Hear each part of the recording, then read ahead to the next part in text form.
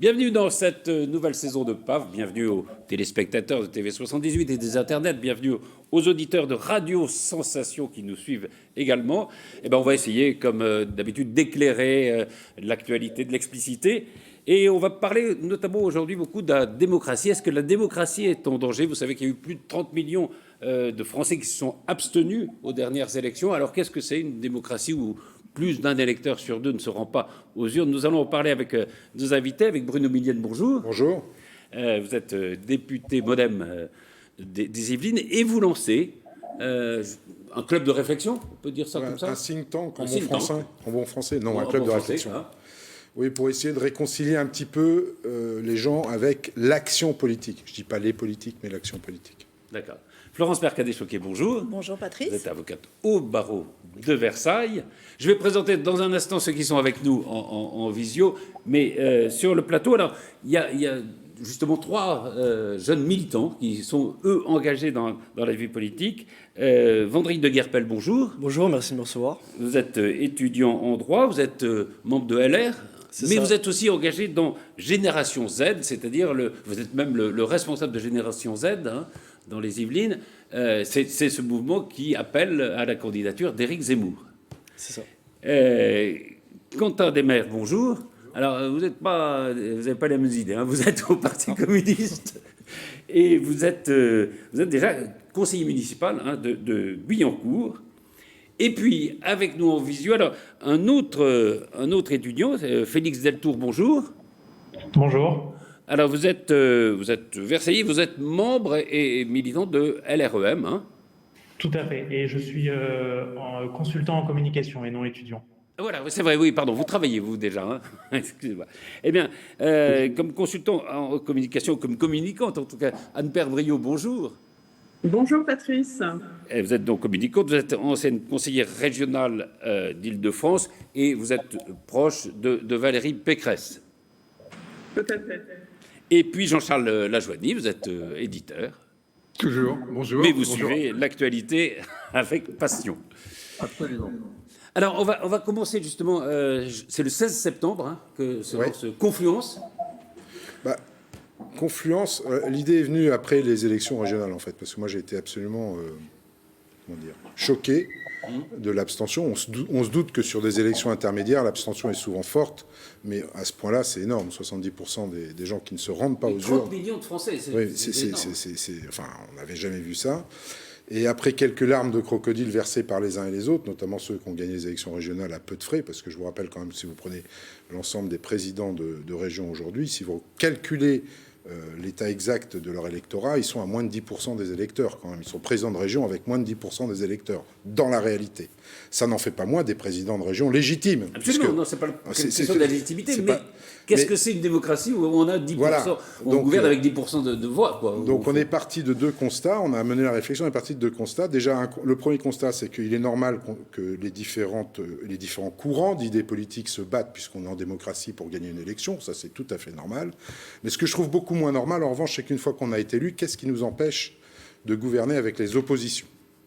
Puisque finalement, quand vous êtes élu, vous représentez rarement plus de la moitié des Français, quelle que soit l'élection. Qu'est-ce qui vous empêche derrière de travailler en bonne intelligence avec les oppositions? Même si on prend les présidentielles, ça se joue à 20, 22. Oui. 20, voilà, oui. Le socle, c'est le premier socle, tour. En général, est entre 20 et 25%, le socle du premier tour pour les présidentielles. Et 30% dans les grandes années. Mais... Donc il y avait ce premier constat. Et le deuxième constat, on voit la fracture totale avec les citoyens, entre les politiques et les citoyens. Alors il y a deux choses l'une. Soit on ne sait pas expliquer les choses. Il y a sûrement une part de vérité là-dedans. Ça, c'est vrai. On n'est pas très bon communicant. Il faut être honnête là-dessus.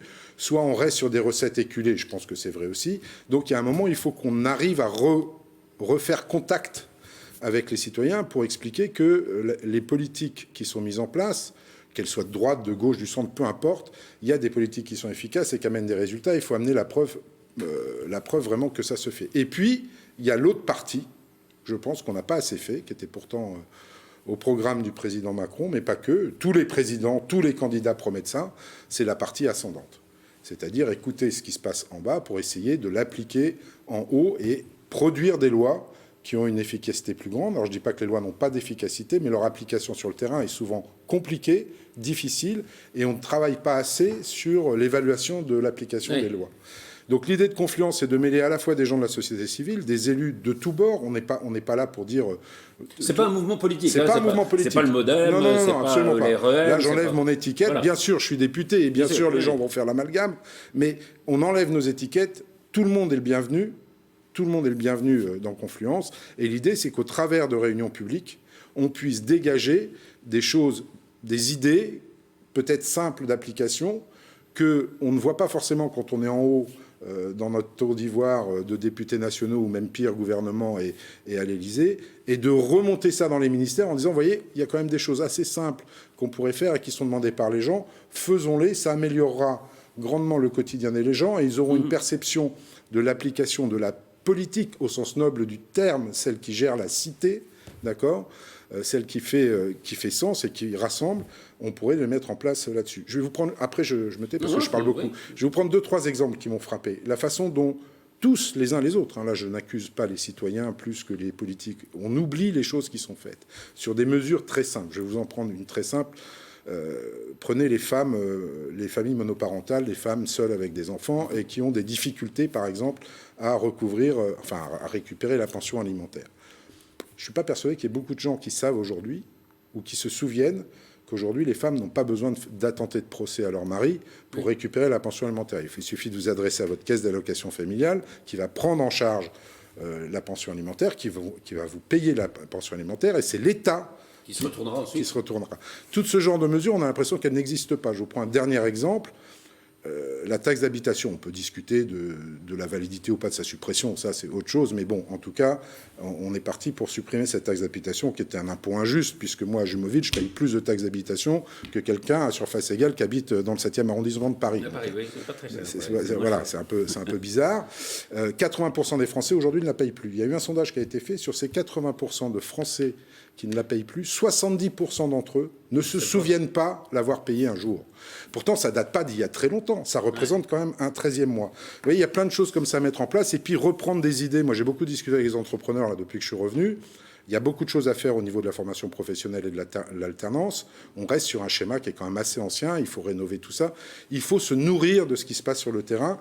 Et à l'inverse, de dire aux gens ce qu'il est possible de faire quand on est politique ou élu, que ce soit dans une municipalité, dans une interco, au département ou à la région ou même plus haut, donner aux gens les freins qui font que des fois on ne fait pas forcément tout ce qu'on peut faire parce qu'il y a nos lois, il y a notre constitution qui font qu'on ne peut pas toujours faire tout. Donc établir un dialogue pour expliquer l'action refaire politique, lien, au fond. refaire lien. Une réaction sur... par exemple, sur ce que vient de dire Bruno Millienne, justement sur cette coupure entre eux et les Français et la politique. Voilà. En tant qu'élu local, il y a quand même quelque chose qui peut un peu me perturber, c'est que quand on parle de démocratie, pour moi, il y a plusieurs échelons de démocratie. Et il y a aussi les corps intermédiaires. Et le sentiment que je peux avoir moi aussi, c'est vrai en tant que militant, c'est vrai, aujourd'hui en tant qu'élu, c'est aussi que le gouvernement qu'on a aujourd'hui est un gouvernement qui est très, très descendant, comme on l'a dit, et avec pas forcément beaucoup de respect aussi pour les collectivités territoriales. Vous avez parlé de taxe d'habitation. Nous, ce qu'on ressent dans les collectivités, c'est plein d'idées, plein d'envies de politique au plus proche du terrain, au plus proche des habitants et de leurs besoins, et qu'on est bloqué aussi pour des raisons fiscales.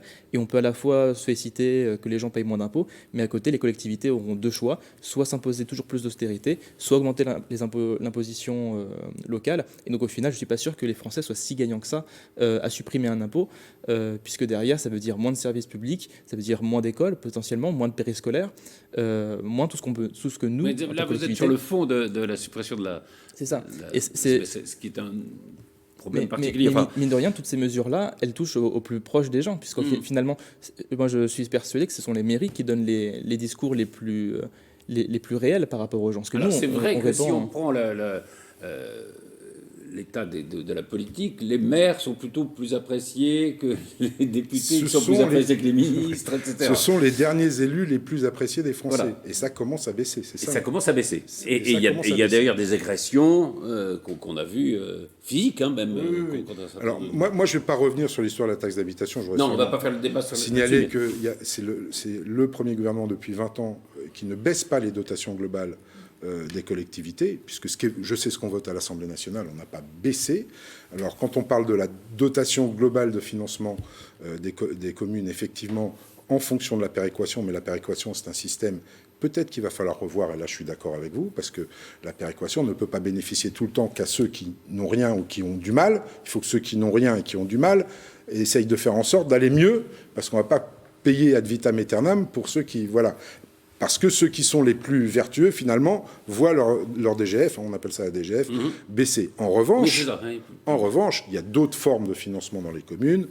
Je ne vais pas rentrer dans les détails, mais la DSIL et la DTER qui augmentent aussi. Donc, globalement, les finances des communes n'ont pas baissé. Après, c'est la répartition du financement des communes selon les lignes qui a changé. Et sur la DGF, mais là, je vous rejoins, parce que moi, je suis dans une circonscription où sur la dotation globale de financement des communes de ma circonscription, tous les ans, ça baisse. Tous les ans, ça baisse. Et c'est la faute à la péréquation. Ce n'est pas la faute à ce que vote l'Assemblée nationale en termes de dotation globale. C'est un autre problème. Je reviens à l'abstention. Anne-Père Brio. Voilà, Bruno Millienne fait ce mouvement Confluence. Vous n'êtes pas Modem, vous n'êtes pas LRM. Est-ce que ça vous intéresserait de participer justement à un mouvement qui se dit on va essayer de convaincre les Français de revenir voter? Non, alors tout à fait. Moi, je salue l'initiative de Bruno. Je trouve ça extrêmement intéressant et j'y participerai peut-être. Mais je voudrais revenir au sujet, au cœur du sujet.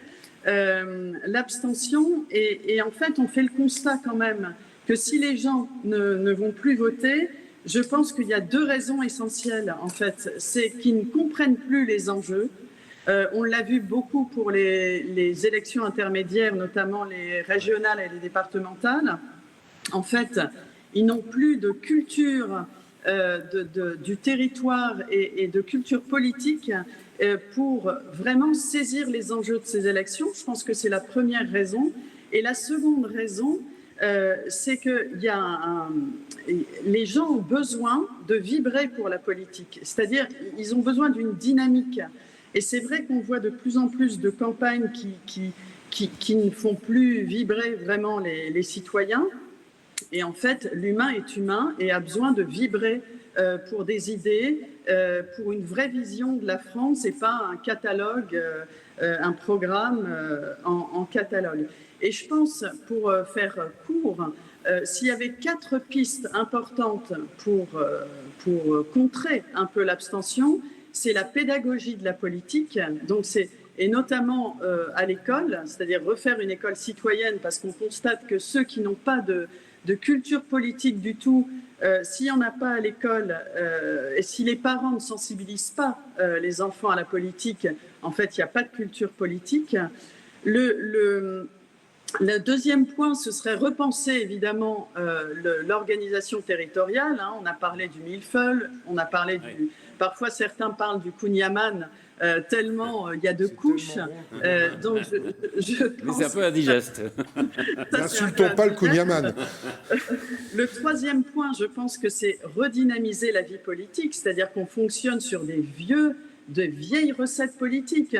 Les meetings où plus personne ne va, uniquement les militants, parce que il y a pas de souffle, il n'y a pas d'oxygène, il n'y a pas de témoignage des gens de la société civile. Donc voilà, donc je pense que c'est le troisième point. Et le quatrième point, c'est avoir des candidats qui ont une vraie vision politique, c'est-à-dire et pas simplement ce que je disais, un catalogue avec une énumération toujours un petit peu la même chose. Des candidats qui soient proches des gens, des candidats qui soient clairs, qui soient pédagogiques, qui soient engagés, enthousiastes. Et je pense que voilà, faut se réveiller, et surtout des candidats crédibles, parce qu'ils feront ce qu'ils ont dit. Voilà. Et donc je pense que c'est un petit peu toutes ces pistes qui pourraient redonner confiance en l'électorat. Là, je dis, c'est vrai que Anne-Père Brio a raison. Si on regarde qui s'abstient, c'est en effet plutôt les gens qui n'ont pas de diplôme, etc. Enfin, et plutôt les jeunes aussi, hein, d'ailleurs. Sur ce discours de Bruno Millienne et d'Anne-Père Brio. Votre réaction ? Moi, je suis tout à fait d'accord avec ce que vient de dénoncer Anne-Père Brio, mais je voudrais revenir juste sur le thème du débat au départ. Bruno Millienne nous parle de l'abstention et il explique que les gens ne s'intéressent plus à la politique et puis tout d'un coup, hop, lui, comme le représentant du Parti communiste, oublie complètement que c'est l'abstention et démarre une joute politique. Le représentant du Parti communiste nous explique que le gouvernement est un gouvernement qui ne devrait pas, qui fait pas les bonnes choses. On a complètement oublié et on comprend bien que les gens peuvent pas s'intéresser à la politique si la politique c'est ça. Dès qu'on parle de quelque chose, c'est tout de suite. Il n'y a même pas eu de débat là depuis tout à l'heure. Je veux dire, on a dégagé le truc en touche. Donc ça c'est extrêmement troublant. Et puis enfin l'autre chose, c'est que quand Bruno Millienne nous dit que les gens ne sont pas au courant des histoires de prestations sociales et de la suppression de la taxe d'habitation.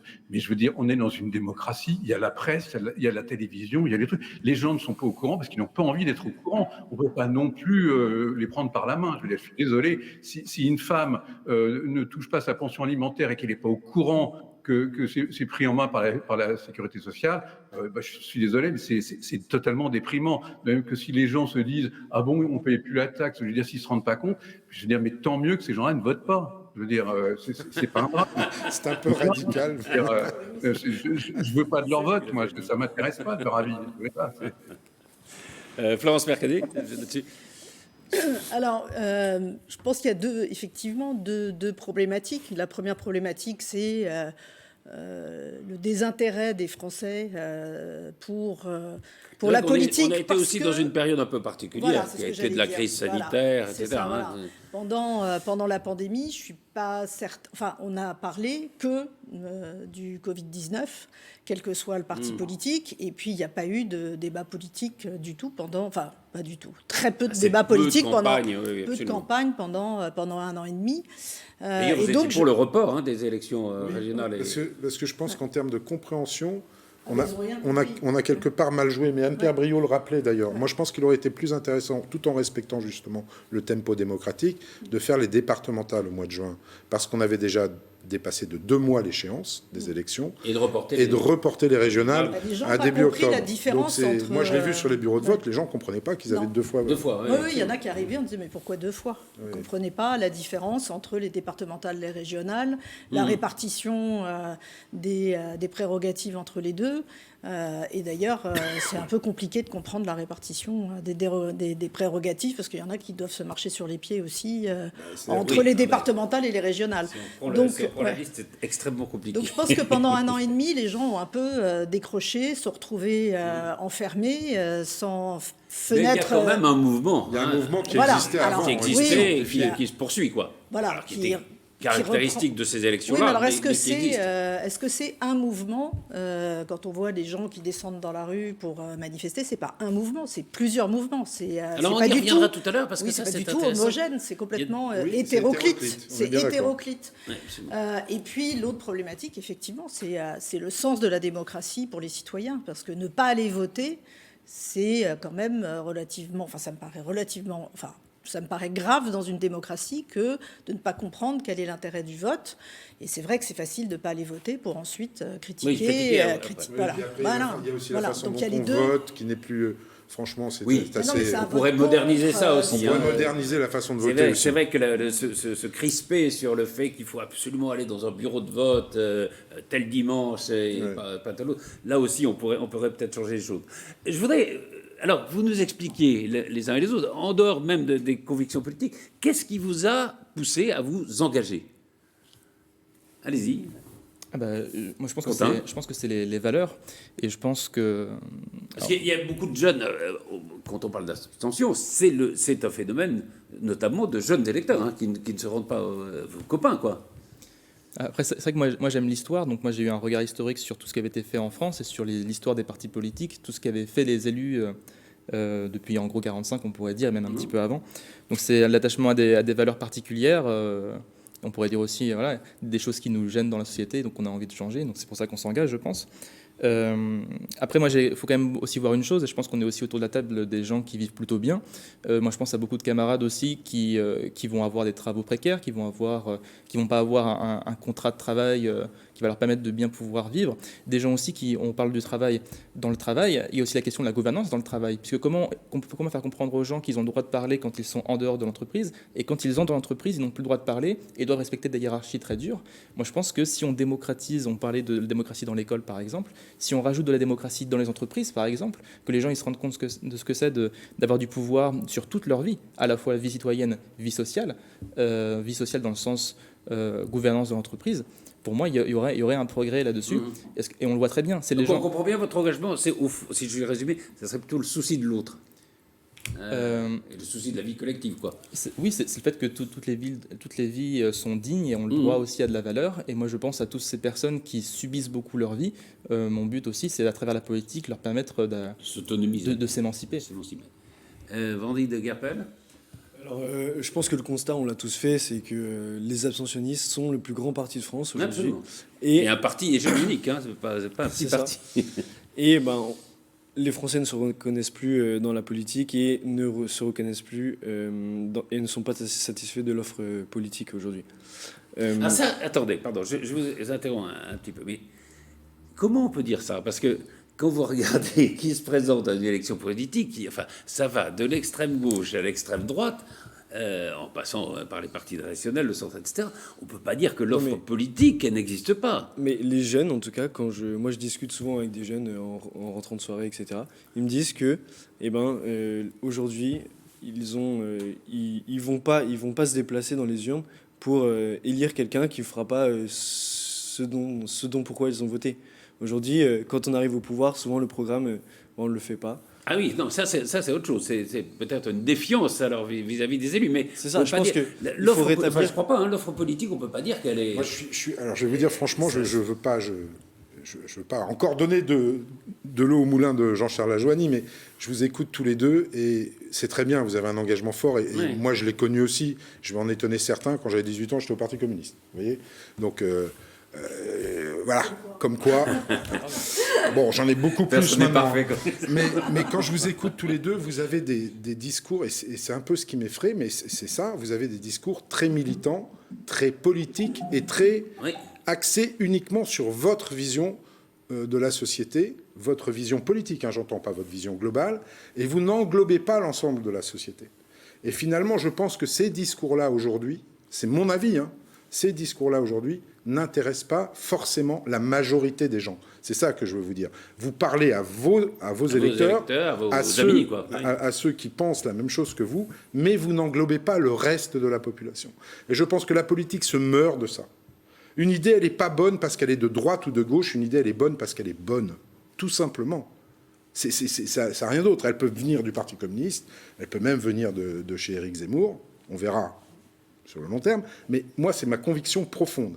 Et tant qu'on n'arrivera pas, effectivement, à faire le tri entre ce qui est de l'idéologie pure, que chacun a en soi. Moi, je n'ai pas la même idéologie que vous, ni que vous, mais mon idéologie, quand elle ne dépasse pas les frontières de mon électorat, je ne la développe pas forcément. Ou en tout cas, j'essaye de l'adapter à l'ensemble des citoyens pour faire union, faire majorité, en tout cas, dans l'acceptation. Et quand je vous écoute tous les deux, je suis un peu, je vous le dis franchement, c'est pas méchant, je suis un peu étonné de ce discours-là, et en même temps, je le comprends, parce que si on n'a pas ces discours-là à l'âge que vous avez, on les a jamais. Oui. Mais bon, voilà, c'est le petit point que je voulais souligner. Allez-y, puis Félix Zetto après. Moi, je pense que justement, il faut assumer le clivage dans le débat. On n'a pas les mêmes intérêts. Je prends juste ma délégation au niveau municipal sur le logement social. Quand on a un terrain et qu'on veut choisir qu'est-ce qu'on va construire, est-ce qu'on fait plutôt du privé? Dans ce cas, c'est pas la même population que si on fait du social. À qui on répond? À quels intérêts on répond?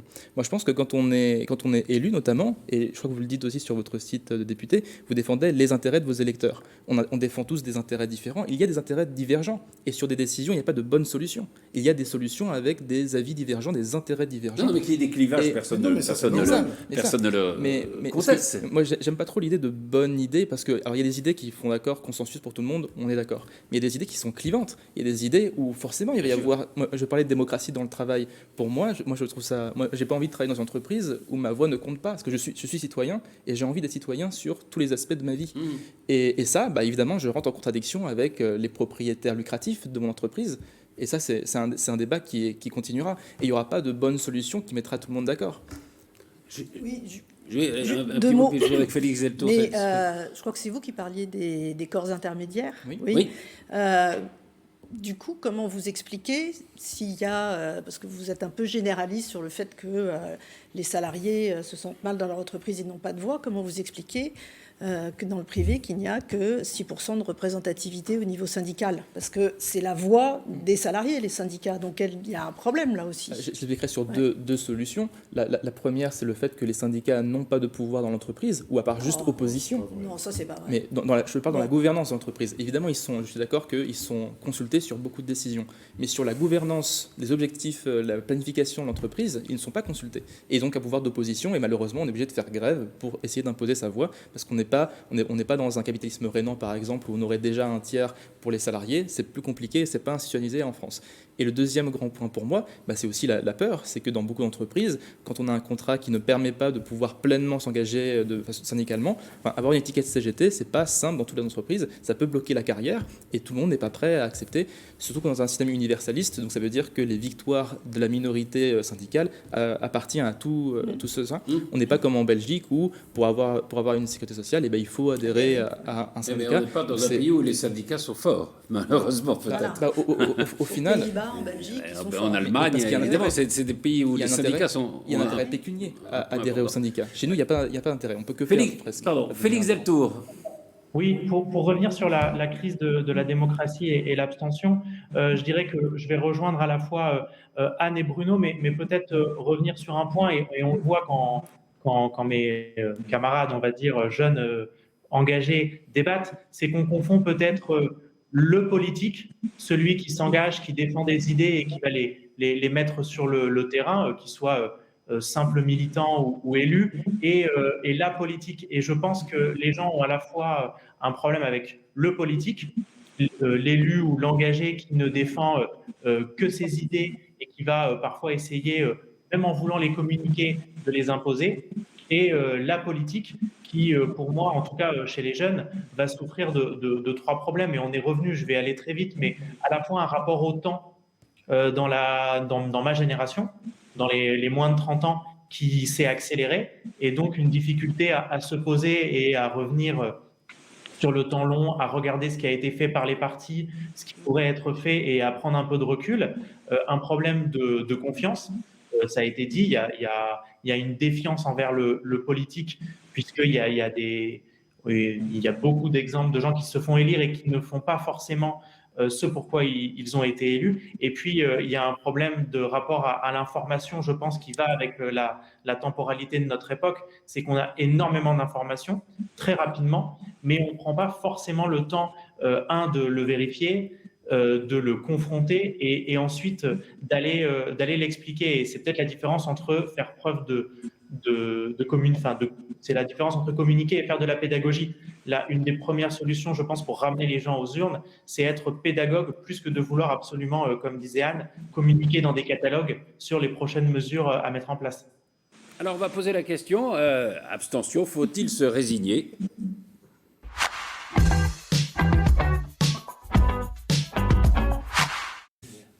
Alors, oui, on peut répondre non, évidemment, ça serait bête de se résigner, mais en même temps, est-ce qu'on n'est pas dans un mouvement qui est un peu semblable à celui des États-Unis, d'autres démocraties, où, au fond, même dans les grandes élections, il y a moins de 50% des électeurs qui se déplacent.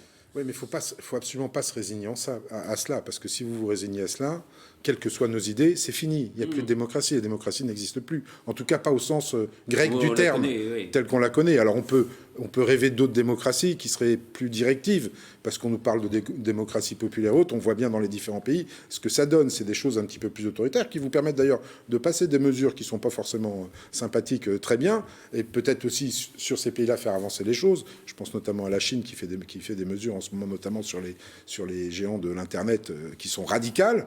Peut-être ont-ils raison de le faire d'ailleurs.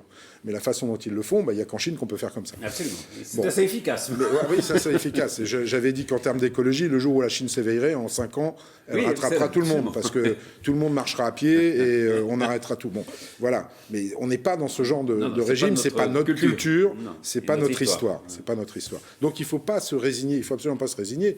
Moi, ma vie politique, on va dire qu'elle est plutôt derrière moi que devant moi. Si je fais encore 5, 6 ou 7 ans de politique, ça sera le maximum. J'aimerais employer ce temps-là, justement, à réconcilier les gens avec l'action politique et à faire en sorte que les gens se réapproprient la politique et s'intéressent à nouveau à la politique et s'informent de la bonne manière. Je vous prends juste un exemple.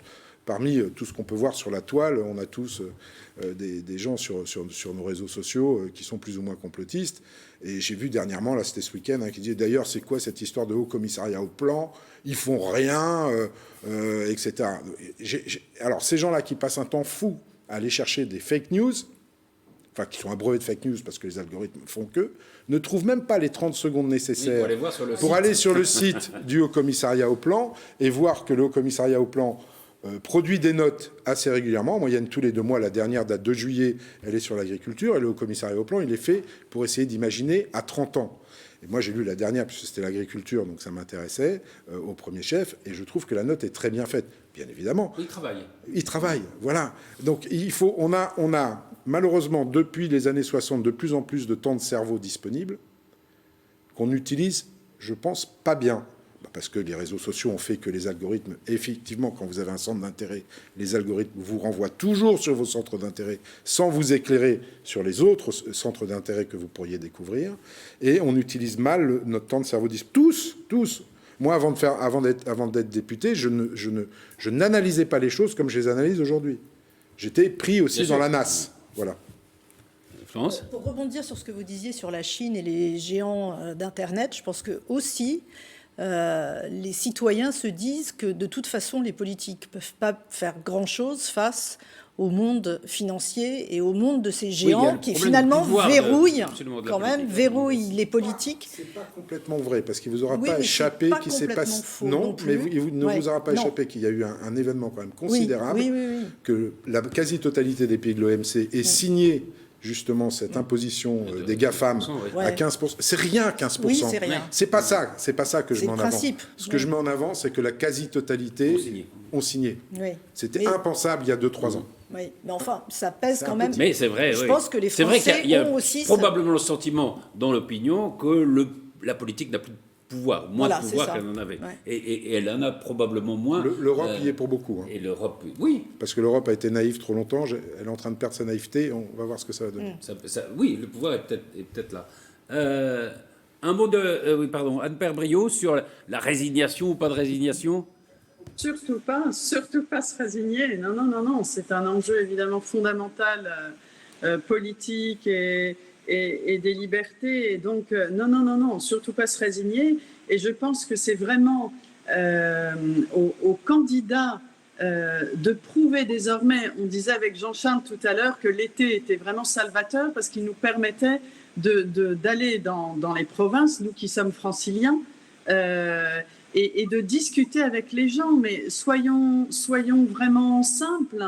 Les gens, ce qu'ils veulent, c'est que quand un politique s'engage, il fasse ce qu'il a dit, ce pourquoi il s'est engagé. Et puis, deuxièmement, je pense qu'il a besoin de sentir, de s'identifier un peu au politique et de sentir que ce politique comprend ses problèmes, est proche de lui et se mettra à sa place et saura résoudre ses problèmes du quotidien. Voilà, moi je pense que et c'est tout à fait... et c'est tout à fait jouable. Voilà, il faut que les candidats qui partent sur ces élections évidemment déterminantes pour notre pays soit dans ce formatage-là et pas dans le formatage parisien de l'entre-soi et de dire bah, écoute, on a promis ça, mais on ne le fera pas, c'est pas grave. Comme j'entendais ce matin à la radio, tel budget, ça y est, c'est bon. Tel budget est engagé, ça y est, c'est engagé. Mais c'est engagé pour faire quoi, de quoi, etc. Il ne suffit pas de dépenser l'argent public pour prouver qu'on a rempli sa mission. Non, qu'est-ce qu'on a fait? Qu'est-ce que la communication aussi a son rôle, le contrôle, le suivi d'un programme, une vraie vision politique. Moi, je pense que si on repart sur ces basiques de la politique, je pense que les Français seront tout à fait prêts à retourner aux urnes. Sur ces basiques, avec peut-être une modernisation, en effet, des procédures de vote, en effet, peut-être de la démocratie. C'est vrai que les réseaux sociaux pourraient être aussi mieux utilisés ou bien utilisés, et avec une démocratie peut-être un peu plus directe. C'est une vraie question qu'on pourrait poser. Mais je voudrais qu'on aborde le deuxième thème, les présidentielles. Il y a des sondages intéressants qui sont tombés ce week-end. Et c'était, je crois, Franz-Olivier Gisbert dans Le Point qui titrait son papier présidentiel. La droite peut-elle encore perdre 2022 ?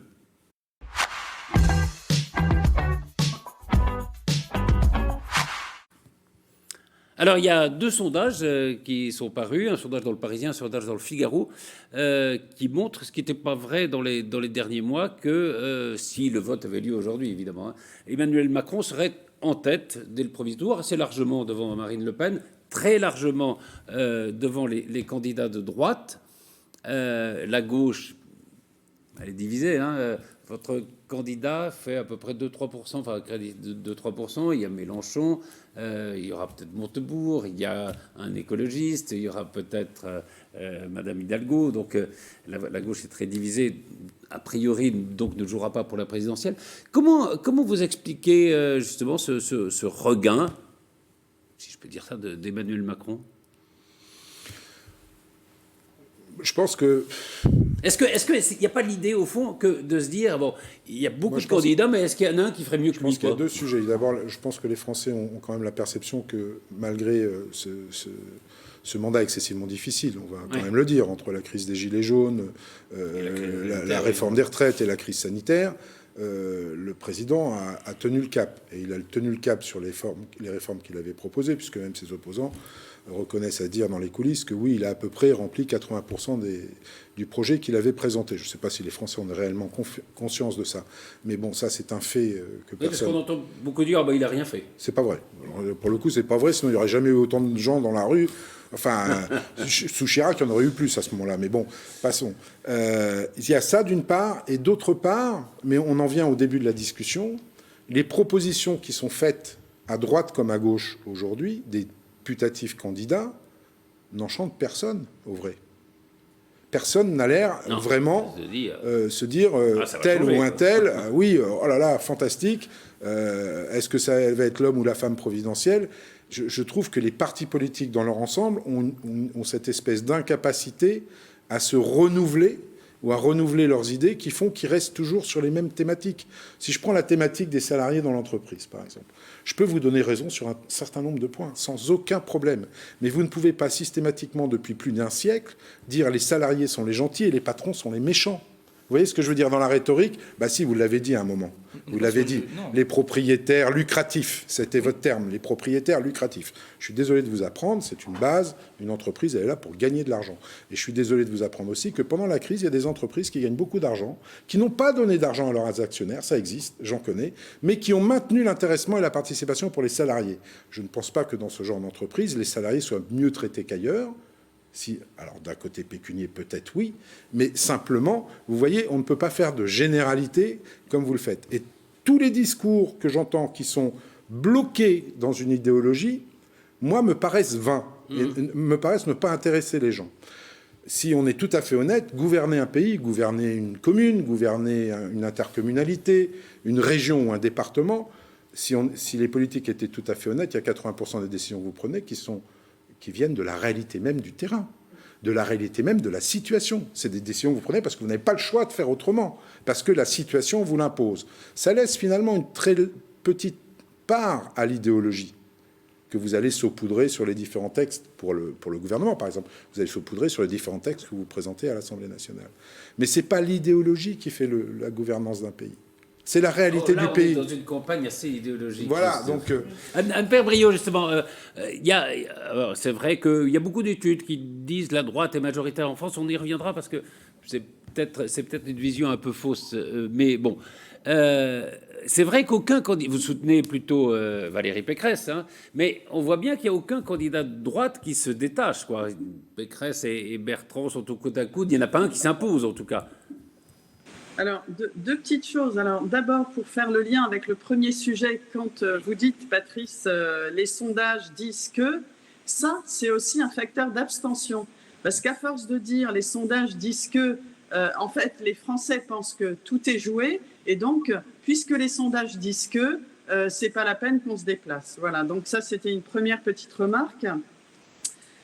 Sur la candidature, donc effectivement, je ne vais pas être très objective puisque je soutiens avec beaucoup de conviction la candidature de Valérie Pécresse parce que justement, je trouve, alors bon, il y a jamais d'idées fracassantes puisqu'on travaille sur le quotidien des Français, sur l'avenir de la France, etc. Donc on retombe forcément sur les sujets structurants, d'une part le régalien, d'autre part le libéral. Je trouve que Valérie Pécresse, justement, et se distingue dans son programme par son côté droite très régalienne. Elle revient sur des lignes forces sur l'immigration, en osant dire les choses, sur la sécurité, en osant dire les choses, sur la justice, donc où elle est très très claire. Et elle a ce côté très libéral, très innovant sur l'entreprise, sur l'écologie, avec un axe justement l'écologie du quotidien. C'est-à-dire que les gens puissent se projeter dans une écologie qui leur semble pas quelque chose d'éternellement inaccessible. Aujourd'hui, on doit être dans le pragmatique de l'écologie. Oui, ça ne prend pas vraiment. Je suis désolé. Si, quand on voit très concrètement à la région tout ce qui a été entrepris d'un point de vue écologique, toutes les mesures qui ont été entreprises et le budget qui a été consacré, on se dit que c'est assez prometteur pour la France. Jean-Charles Lajonie ? Juste deux choses pour paraphraser Anne-Père. La première, je suis tout à fait d'accord sur les sondages. C'est vrai qu'on a absolument l'impression que quand les sondages arrivent... il faut les prendre pour ce qu'ils sont. Hein. Celle-là, c'est une image à un moment donné, en effet. Non, bien sûr, mais on peut tout à fait comprendre que les gens se disent, bon, à quoi bon ? C'est joué, c'est comme ça va. Donc ça, c'est la première chose. La deuxième chose, c'est que Bruno Millienne disait... oui, il n'y a rien d'enthousiasmant, mais moi je ne demande pas qu'on nous propose une révolution. Je veux dire, il faut reconnaître aussi une chose, c'est qu'en France, pour 95% des gens, la France est une sorte de paradis. Ils se croient peut-être en enfer, mais pour 95% des gens, ça va. Donc il n'y a pas non plus, les gens, ils n'ont pas envie de lendemain révolutionnaire, de catastrophe, de projets complètement dingues. Ce que les gens veulent, c'est que la France soit gérée. Elle n'est pas si mal gérée que ça. Et voilà, il n'y a pas dans les principaux... Enfin, Emmanuel Macron fait plutôt bien le job. Après, on peut critiquer certaines choses, mais ça n'a rien de catastrophique. Valérie Pécresse a des propositions qui sont un petit peu différentes et qui, je trouve, assez séduisantes sur les problèmes de l'immigration, de l'islamisme et sur la sécurité. C'est en gros ce qui la différencie, je pense, mais Anne-Père va peut-être me contredire, d'Emmanuel Macron. Et c'est aussi pour ça que il n'y a pas beaucoup d'espace pour cette droite-là, parce que les différences sont minimes avec le président Macron, qui reste un président de centre-droit, donc centriste ou de centre-droit. Donc c'est vrai que pour la droite, ça va être très compliqué. Après, mais c'est pas cette question... Mais bien évidemment, Valérie Pécresse pourrait faire très bonne première ministre de Macron qui sera réélu. Ça va lui faire plaisir. Ouais. Je pense que c'est un peu tôt peut-être pour lui dire ça, mais on ne sait jamais. Il pourrait d'ailleurs y avoir une cohabitation après les élections législatives, on ne sait pas. Elle a dit clairement non. Oui, mais ça, c'est 8 mois avant. Hein. C'est un nom qui n'engage qu'elle au moment où elle le dit. Félix Deltour, est-ce que, oui, justement, c'est pas cette question à laquelle répondent les Français. Est-ce que quelqu'un d'autre ferait mieux que celui qui est en place? À date et avec les programmes que l'on connaît des candidats déclarés ou pré-déclarés, on ne peut pas dire que quelqu'un ferait mieux. Si on prend l'exemple de Valérie Pécresse, elle angle peut-être un peu plus sur son aile droite, étant donné que le gouvernement actuel est de centre droit.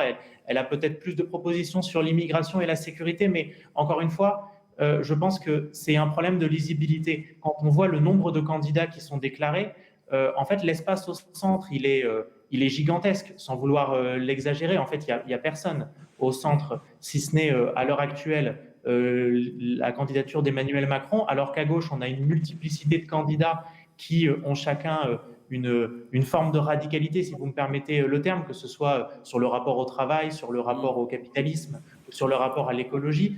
Et à droite, on a une multiplicité de candidats qui arrivent, qui, pour certains, n'ont pas de radicalité. Je ne dis pas que la candidature de Xavier Bertrand ou Valérie Pécresse porterait une forme de radicalité, mais on sent quand même une tendance à venir chercher un électorat de droite. Et encore une fois, Zemmour dans un instant, mais...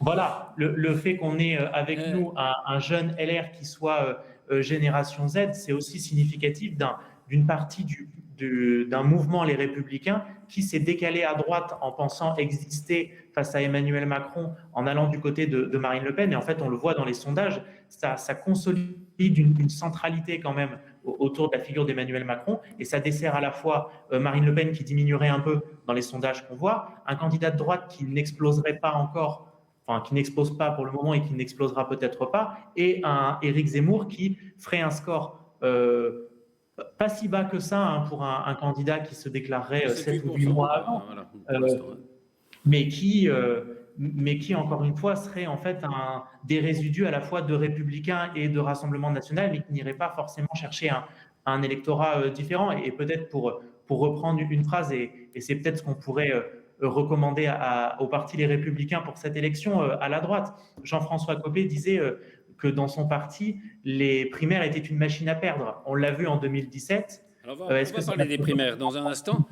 Mais, pardon, je voudrais alors revenir sur un point sur lequel, à mon avis, on fait un contresens, mais je vais interroger Bruno Millienne là-dessus. On entend beaucoup dire, au fond, Macron, c'est un candidat de droite. Est-ce que ce n'est pas une erreur de dire ça? Est-ce que, justement, il n'est pas en tête parce que les gens lui savent encore gré de ce qu'il a fait il y a 5 ans, c'est-à-dire faire exploser, justement, cette France coupée en deux, cette coupure entre la droite et la gauche, justement. Moi, en tant que centriste extrémiste, comme dirait l'autre, oui, je suis incapable de vous dire si c'est un candidat de droite ou un candidat de gauche. Il y a des mesures sociales qui ont été prises, bien que tout le monde les nie. Il faudra qu'on en fasse le listing un jour. Il y a eu énormément de mesures de gauche qui ont été prises, de mesures sociales qui ont été prises, que n'ont pas fait les précédents gouvernements. Et on peut remonter dans le temps très loin avant de trouver autant de mesures sociales faites sur un quinquennat. N'oublions pas que nous sommes sur un quinquennat. Dans le temps jadis, il y avait le septennat qui vous permettait d'agir sur la plus longue durée. Donc déjà, pour moi, c'est une fausse dénomination. Effectivement, ce qu'on retient, c'est que Emmanuel Macron a libéré l'économie. Emmanuel Macron a fait effectivement énormément, ce que les gens appellent des cadeaux aux entrepreneurs. Il a simplement mis les entreprises françaises au même niveau d'imposition, enfin il essaye de les mettre au même niveau d'imposition moyen que celui qui existe en Europe pour rendre les entreprises compétitives par rapport à leurs concurrents, ne serait-ce qu'européens, et puis après mondiaux. On voit que ça commence à porter ses fruits, puisque je crois, je me trompe peut-être, mais je ne crois pas, la France est devenue le premier pays en termes d'investissement entrepreneurial d'Europe, ce qui n'était pas le cas avant. La crise Covid nous apprend aussi énormément de choses. La crise du Covid nous apprend énormément de choses. Toutes ces délocalisations qu'on avait actées les uns derrière les autres, la droite comme la gauche. Et je ne conteste pas qu'ils l'aient fait, parce qu'au moment où ils ont pris leur décision, peut-être qu'effectivement, c'était la solution économique la meilleure à prendre. Aujourd'hui, on revient et on va faire de la réindustrialisation. C'est pas seulement Emmanuel Macron. J'imagine que tous les candidats plus ou moins libéraux, portent la même chose. Donc ça, c'est ce que je vous disais dans la situation vous impose souvent la politique que vous allez développer. Et puis, la plus grande mesure sociale qu'on ait connue sous Emmanuel Macron, donc excusez-moi, président des riches, c'est quand même la survie de toute l'économie française et de tous les salariés pendant 18 mois de crise. Enfin, le chômage partiel assuré à tous pendant 18 mois de crise, ça veut dire que les Français ont touché... Avec un accroissement de... Oui, mais les Français ont touché en net ce qu'ils gagnaient avant. Ce qui entraîne 6% de croissance aujourd'hui. C'est une vraie mesure sociale et c'est ce qui nous permet de repartir aujourd'hui, peut-être un petit peu plus fort que les autres. Voilà. Et puis après, la dette, ça encore, je vous renvoie sur le Haut Commissariat au Plan qui a fait une note. La dette, pour l'instant, elle est cantonnée. Et effectivement, quand la croissance reprendra, il faudra commencer à rembourser petit à petit. Alors, il nous reste plus beaucoup de temps. Je voudrais qu'on parle des primaires. Anne Perbriot, vous êtes favorable des primaires pour dégager un candidat de droite. Mais Bertrand ne veut pas y aller, donc... Bien sûr. C'est la condition absolue pour qu'il n'y ait qu'un candidat de droite et que la candidature de droite, qui a vraiment toute sa légitimité, ait une vraie force dans le prochain scrutin, bien sûr. Henri de Guerpel, pourquoi, alors vous êtes Génération Z, pourquoi Zemmour doit y aller ? Déjà parce qu'il est attendu par de nombreux Français. On le sait, il est demandé par les jeunes, mais pas forcément que par les jeunes. Il est attendu par les jeunes sur les réseaux sociaux et sur le terrain. On s'est réveillé, la France s'est réveillée en juin avec 10 000 affiches Zemmour président dans toute la France. Sur les réseaux sociaux, Éric Zemmour est souvent en tendance sur Twitter. Donc oui, il est demandé par un électorat qui est certes... Et n'importe quoi, à part la division de la droite, pardon. Mais Éric Zemmour ne va pas... fait de faire perdre la droite, parce que s'il y va... non, Éric Zemmour ne va pas faire perdre la droite. Éric Zemmour va faire gagner la droite parce que c'est le meilleur candidat qui puisse remporter ces élections présidentielles de droite. Alors que les sondages le donnent à 7 points en moyenne derrière Xavier Bertrand, que d'ici à avril, il va passer devant, et non seulement ça, il va passer la barre des 20%. Ah, mais j'en suis persuadé. D'accord, on se retrouvera. Moi, j'ai un petit problème, Anne, si je peux me permettre, je vais te tutoyer parce qu'on se connaît bien. J'ai un petit problème sur la primaire à droite, c'est que, si j'ai bien tout compris, Christian Jacob a demandé à ses troupes, et il est dans une position inconfortable, Christian Jacob, voilà, de dire, on va faire la primaire, il y en a un qui gagnera, mais si celui qui gagne est derrière Xavier Bertrand, il faudra qu'il s'efface au profit de Xavier Bertrand. L'inverse n'étant pas vrai. Pour l'instant, à date, Xavier Bertrand n'a jamais dit qu'il s'effacerait derrière le candidat qui sortirait de la primaire des LR et qui ferait un meilleur score que lui dans les sondages. Donc ça, ça va complexifier un peu les choses. Mais Bruno, tu sais bien qu'en politique, tout peut arriver. Disons que ce qui se fait, c'est qu'actuellement, on a des candidats extrêmement convaincus, tant Valérie Pécresse que Xavier Bertrand. Ils sont dans leur expression d'une candidature au présidentiel. Ils y vont à fond parce qu'ils y croient à fond, et en tout cas Valérie Pécresse y croit à fond. Et donc, le moment venu, évidemment, il y aura évidemment dialogue et négociation pour que le meilleur d'entre eux soit candidat à droite. Est-ce qu'on peut imaginer, Anne, au bout du compte, un ticket finalement ? Un ticket Xavier Bertrand, Valérie Pécresse. Est-ce qu'on peut imaginer ça ? Oui, dans quel sens ? C'est le meilleur, le meilleur en un et le second en deux. Le Premier ministre en deux. Je considère que ça n'avait pas beaucoup marché avec Defer et Mendes France en 69. Ils avaient fait moins de 5%. Il reste quand même quelques mois quand même. Et il peut se passer beaucoup de choses. Donc, moi, Quant à des maires. Je pense qu'il y a quand même un problème dans le débat qu'on a actuellement, c'est qu'on a parlé au début de l'abstention et du problème que les gens n'arrivent pas à se connecter à la politique. Et aujourd'hui, qu'est-ce qu'on fait ? Là, sur ce débat-là, on parle de personnes, on parle de bataille de personnes, on parle pas de programme. Oui, parce qu'on parlera d'autrefois des idées, des programmes. Le problème, c'est pas ce débat-là en tant que tel, c'est le fait que les Français en tant que tels, dans les débats qu'ils voient aujourd'hui, c'est des débats de personnes. Ils voient, on va se battre entre Pécresse, entre tous les différents noms. Et je pense qu'on nuit beaucoup à la politique quand on ne parle pas vraiment de la vie des gens. Là, on ne parle pas de la vie des gens, on parle d'ego finalement et de savoir qui va devenir le futur président de la République. Et je pense qu'on y perd beaucoup à cette présidentielle socialisation de la vie politique. C'est vrai, mais puisque le système est comme ça. Ah, oui, mais il faut aussi répondre aux vrais problèmes de vie des Français. Il faut aussi parler des programmes avant tout. Et ce qui est important pour les Français, c'est les lois qu'on va faire passer et pas forcément le leader. Mais ça passe par une incarnation, l'élection présidentielle. Oui, bien sûr. C'est la seule élection qui a encore un petit peu de votants. Et voilà, comme passe par l'incarnation, effectivement. Comme disait Albert Briot, c'est celle de l'élection où les gens croient à quelque chose. Aussi parce que les Français... Parce que je voudrais qu'on aborde... Mais c'est vraiment en conclusion, parce qu'il nous reste moins de 2 minutes. Justement, sur les antivax et le complotisme, j'ai une question à vous poser.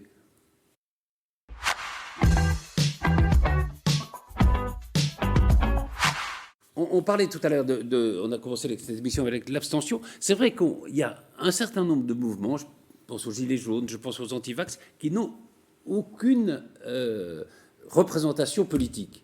Il y a aucun, je veux dire, les candidats Gilets jaunes qui se sont présentés, ils font 1%, 2%, 3% au maximum.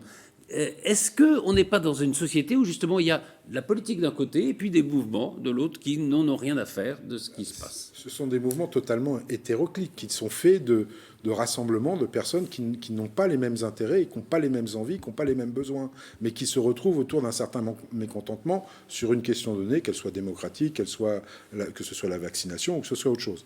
Ça tient au fait aussi que, moi je crois beaucoup qu'on n'a pas suffisamment, tous là collectivement, étudié cette fameuse diagonale du vide dont les géographes parlent depuis des années et des années, et cette espèce de métropolisation à outrance qu'on a fait, c'est-à-dire qu'on a envoyé tout, pas seulement l'économie, mais la culture, le sport, enfin tout vers les métropoles, et les métropoles nous ont toujours dit « ne vous inquiétez pas, ça reviendra chez vous un jour ». On a bien vu que c'était jamais revenu. Il faut impérativement s'occuper.